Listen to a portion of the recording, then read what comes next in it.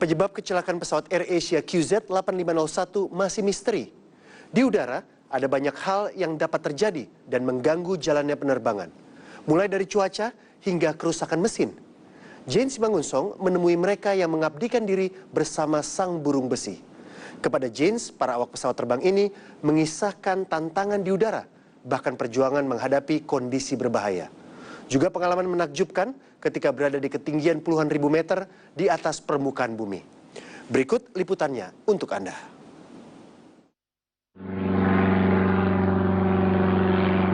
Beginilah suasana kokpit pesawat saat terbang di udara. Masuk awan. Guncangan seringkali terjadi saat sedang melewati awan tebal atau cuaca buruk.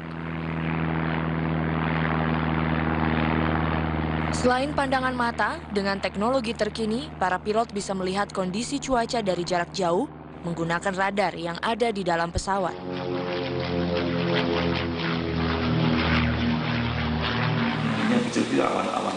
Namun pada tahun 2002 lalu, ketika teknologi radar belum secanggih sekarang ini, pilot senior Kapten Abdul Rozak menghadapi tantangan yang lebih besar. Pada saat itu kita memang lagi turun ya.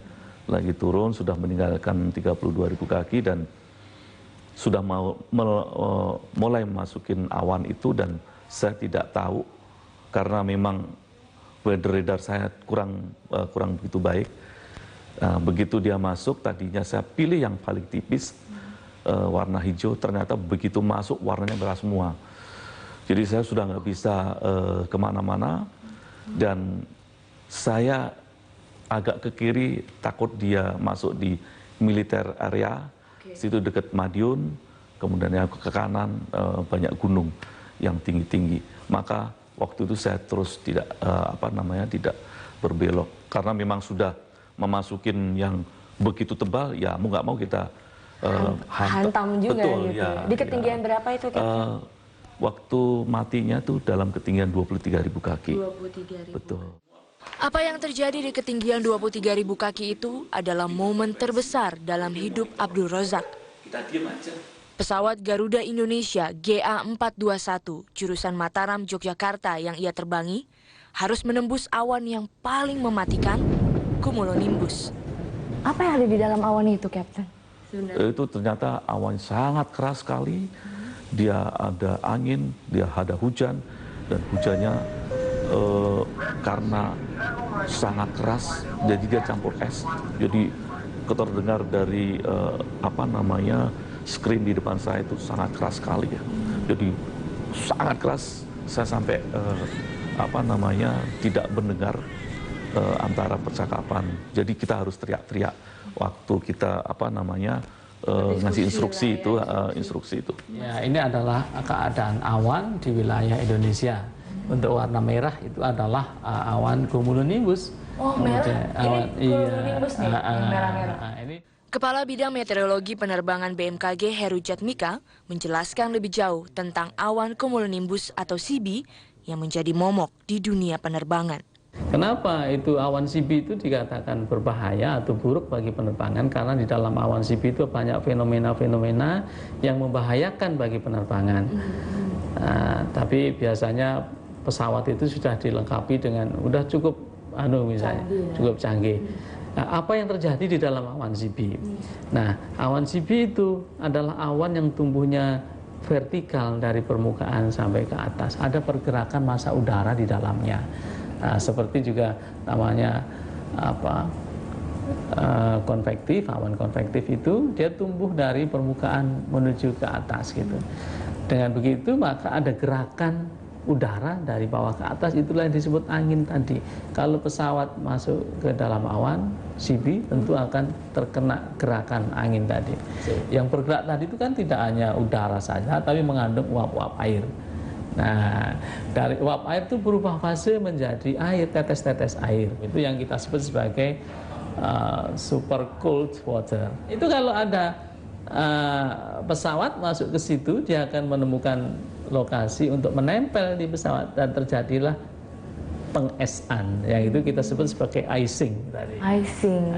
Itu juga yang menyebabkan mesin mati. Iya, biasanya seperti itu. Icing itulah yang dialami Abdul Razak. Namun saat mesin pesawat mati, sebagai kapten di udara, ia tetap mencoba segala cara untuk menghidupkan kembali sang burung besi dan mengendalikan GA421 yang sudah terlanjur melayang bebas.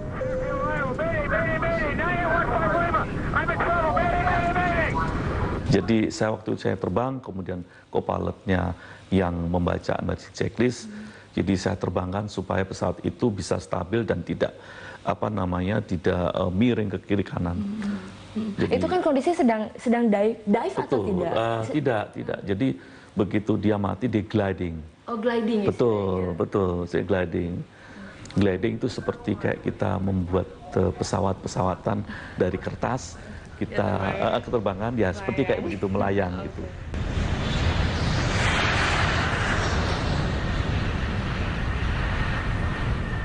Namun saat itu Abdul Razak akhirnya berhasil mendaratkan pesawat Boeing 737-300 tersebut di Sungai Bengawan Solo. Sungai yang luasnya tak lebih besar dari jalan raya.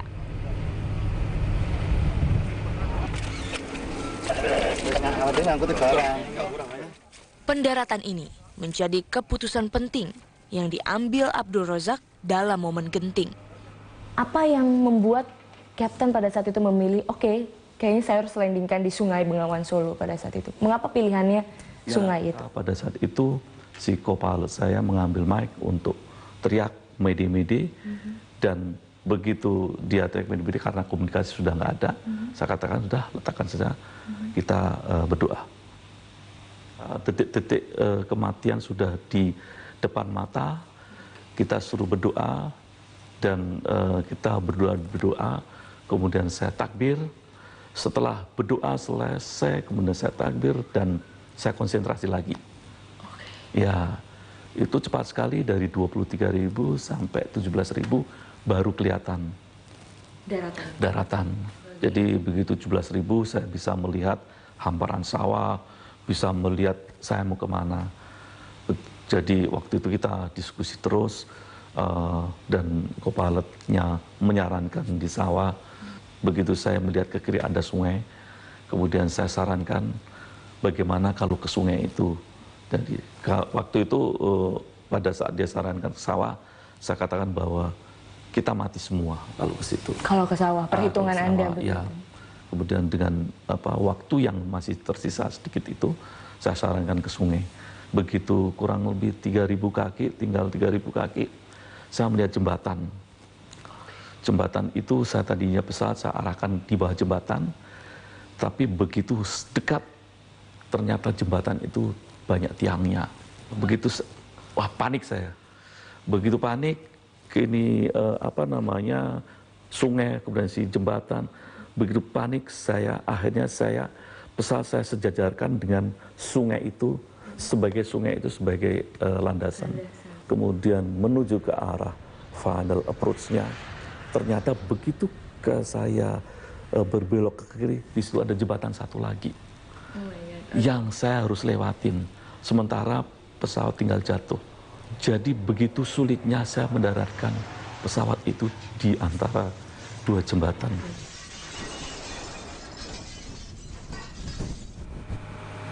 Dari total 60 orang di dalam pesawat, 59 orang selamat dan 1 awak kabin meninggal dunia.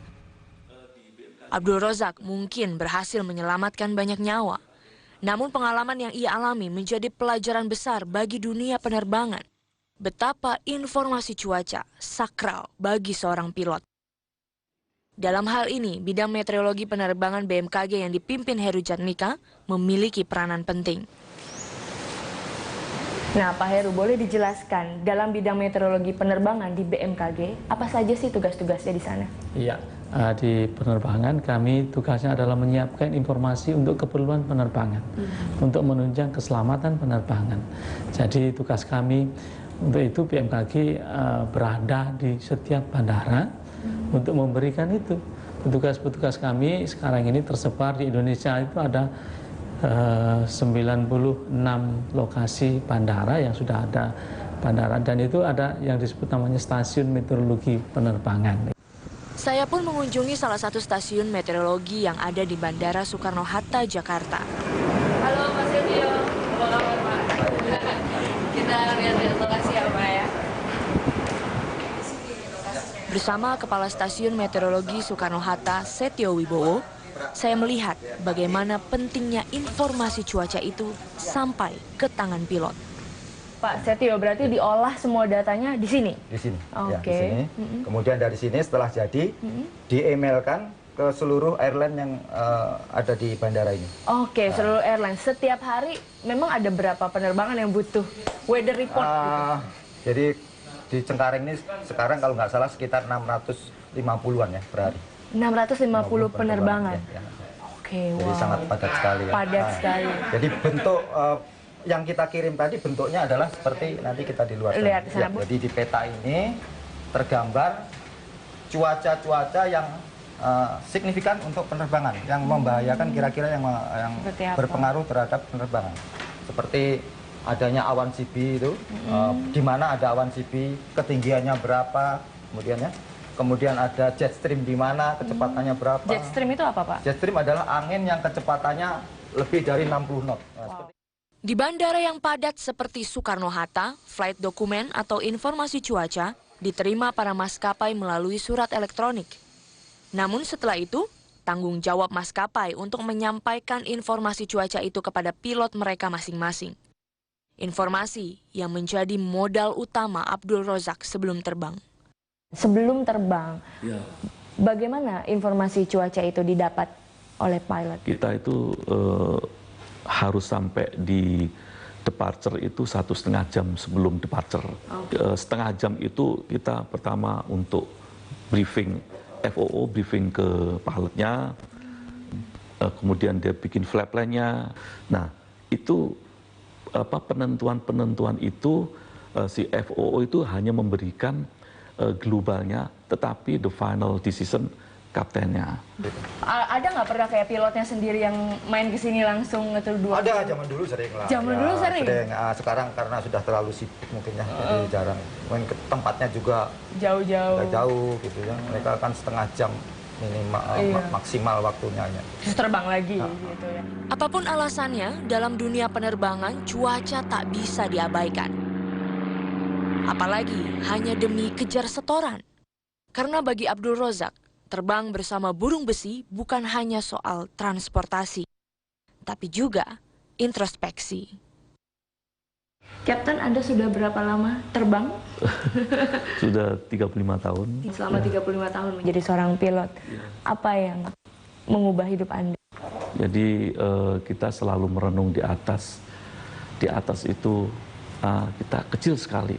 Kita melihat rumah kecil, kemudian kita melihat mobil-mobil kecil, betapa kecilnya kita. Betapa kecil, betapa tidak berdayanya kita. Kita bergantung kepada siapa?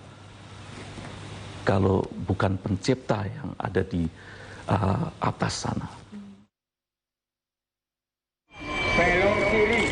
Data antemortem adalah data-data yang ada pada korban semasa hidupnya. Kalau kasus ini, keluarga dekatnya sudah menjadi korban semua. Pesawat masuk ke dalam awan, CB tentu akan terkena gerakan angin tadi. Yang bergerak tadi itu kan tidak hanya udara saja, tapi mengandung uap-uap air.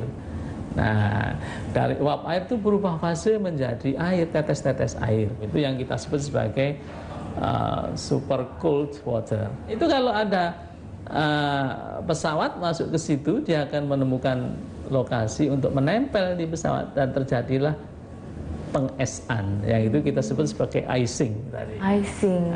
Itu juga yang menyebabkan mesin mati. Iya, biasanya seperti itu. Icing itulah yang dialami Abdul Rozak. Namun saat mesin pesawat mati, sebagai kapten di udara, ia tetap mencoba segala cara untuk menghidupkan kembali sang burung besi dan mengendalikan G421 yang sudah terlanjur melayang bebas.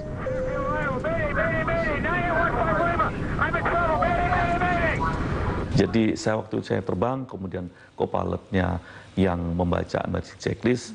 Jadi saya terbangkan supaya pesawat itu bisa stabil dan tidak tidak miring ke kiri kanan. Jadi, itu kan kondisi sedang dive atau tidak? Tidak. Jadi begitu dia mati, dia gliding. Oh, gliding. Betul, betul, sea gliding. Gliding itu seperti kayak kita membuat pesawat-pesawatan dari kertas, kita keterbangan ya seperti kayak begitu melayang gitu.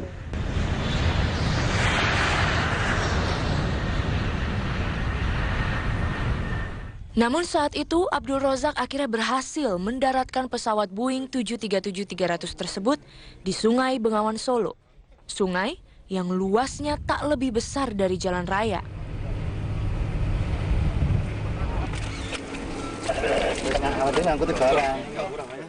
Pendaratan ini menjadi keputusan penting yang diambil Abdul Rozak dalam momen genting.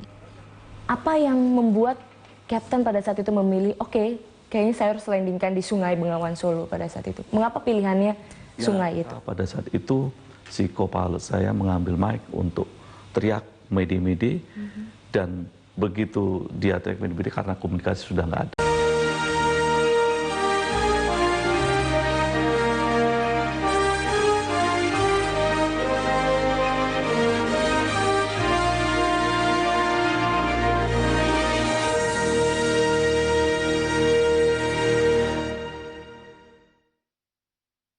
Penyebab kecelakaan pesawat AirAsia QZ 8501 masih misteri. Di udara, ada banyak hal yang dapat terjadi dan mengganggu jalannya penerbangan. Mulai dari cuaca hingga kerusakan mesin. Jane Simangunsong menemui mereka yang mengabdikan diri bersama sang burung besi. Kepada Jane, para awak pesawat terbang ini mengisahkan tantangan di udara, bahkan perjuangan menghadapi kondisi berbahaya. Juga pengalaman menakjubkan ketika berada di ketinggian puluhan ribu meter di atas permukaan bumi. Berikut liputannya untuk Anda.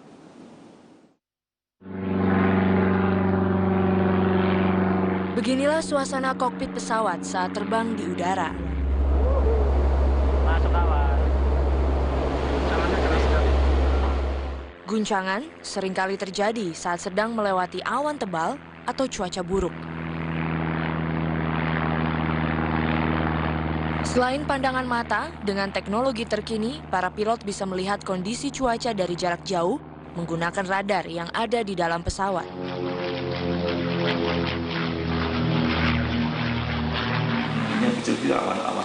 Namun pada tahun 2002 lalu, ketika teknologi radar belum secanggih sekarang ini, pilot senior Kapten Abdul Rozak menghadapi tantangan yang lebih besar. Pada saat itu kita memang lagi turun ya. Lagi turun, sudah meninggalkan 32.000 kaki dan sudah mulai masukin awan itu, dan saya tidak tahu karena memang weather radar saya kurang begitu baik. Begitu dia masuk, tadinya saya pilih yang paling tipis, warna hijau, ternyata begitu masuk warnanya merah semua. Jadi saya sudah nggak bisa kemana-mana, dan saya agak ke kiri, takut dia masuk di militer area, situ dekat Madiun, kemudian yang ke kanan banyak gunung yang tinggi-tinggi. Maka waktu itu saya terus tidak tidak berbelok, karena memang sudah memasukin yang begitu tebal, ya mau nggak mau kita hantam juga. Betul, gitu. Ya, di ketinggian berapa itu? Waktu matinya tuh dalam ketinggian 23.000 kaki. 23.000. Betul. Apa yang terjadi di ketinggian 23.000 kaki itu adalah momen terbesar dalam hidup Abdul Rozak. Pesawat Garuda Indonesia GA421 jurusan Mataram, Yogyakarta yang ia terbangi harus menembus awan yang paling mematikan, cumulonimbus. Apa yang ada di dalam awan itu, Kapten? Itu ternyata awan sangat keras sekali. Dia ada angin, dia ada hujan, dan hujannya karena sangat keras, jadi dia campur es. Jadi terdengar dari screen di depan saya itu sangat keras sekali ya. Jadi sangat keras, saya sampai tidak mendengar antara percakapan. Jadi kita harus teriak-teriak waktu kita ngasih instruksi itu, instruksi itu. Ya, ini adalah keadaan awan di wilayah Indonesia. Untuk warna merah itu adalah awan cumulonimbus. Oh, merah. Awan, ini cumulonimbus nih, merah-merah. Kepala Bidang Meteorologi Penerbangan BMKG Heru Jatmika menjelaskan lebih jauh tentang awan cumulonimbus atau CB yang menjadi momok di dunia penerbangan. Kenapa itu awan CB itu dikatakan berbahaya atau buruk bagi penerbangan? Karena di dalam awan CB itu banyak fenomena-fenomena yang membahayakan bagi penerbangan. Tapi biasanya pesawat itu sudah dilengkapi dengan udah cukup misalnya cukup canggih. Nah, apa yang terjadi di dalam awan CB? Nah, awan CB itu adalah awan yang tumbuhnya vertikal dari permukaan sampai ke atas. Ada pergerakan massa udara di dalamnya. Seperti juga namanya konvektif, awan konvektif itu dia tumbuh dari permukaan menuju ke atas gitu. Dengan begitu maka ada gerakan udara dari bawah ke atas, itulah yang disebut angin tadi. Kalau informasi cuaca sakral bagi seorang pilot. Dalam hal ini, bidang meteorologi penerbangan BMKG yang dipimpin Heru Jatmika memiliki peranan penting.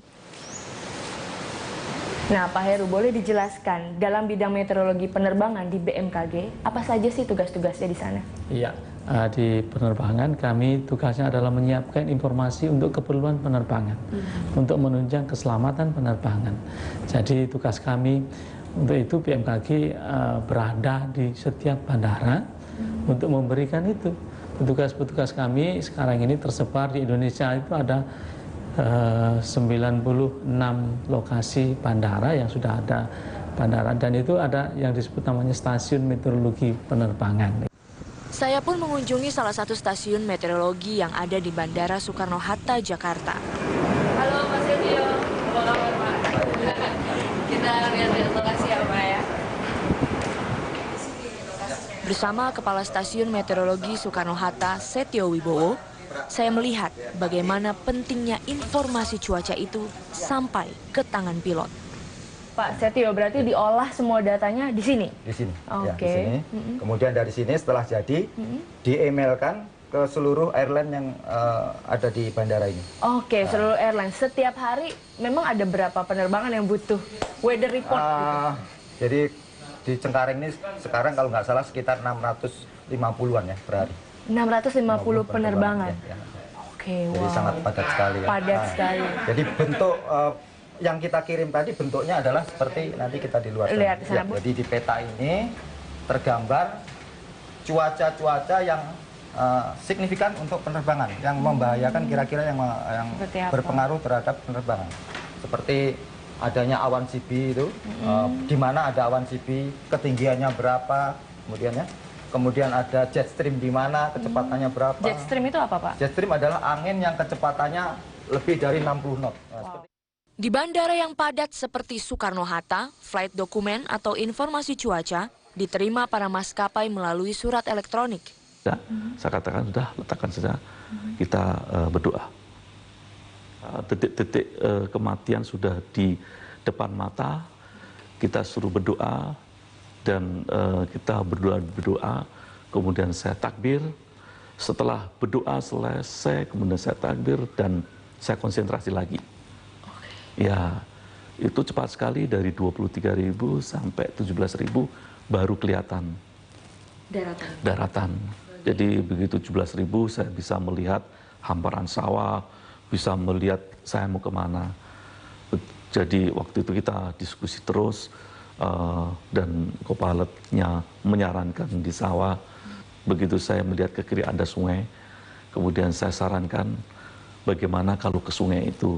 Jadi waktu itu pada saat dia sarankan ke sawah, saya katakan bahwa kita mati semua kalau ke situ. Kalau ke sawah, perhitungan Anda begitu. Ya. Kemudian dengan waktu yang masih tersisa sedikit itu, saya sarankan ke sungai. Begitu kurang lebih 3.000 kaki, tinggal 3.000 kaki, saya melihat jembatan. Jembatan itu saya tadinya pesawat saya arahkan di bawah jembatan, tapi begitu dekat ternyata jembatan itu banyak tiangnya. Begitu, wah panik saya.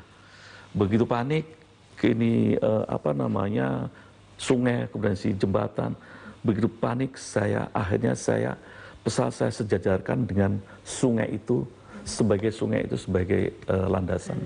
Kemudian menuju ke arah final approach-nya. Ternyata begitu saya berbelok ke kiri, di situ ada jembatan satu lagi yang saya harus lewatin. Sementara pesawat tinggal jatuh. Jadi begitu sulitnya saya mendaratkan pesawat itu di antara dua jembatan.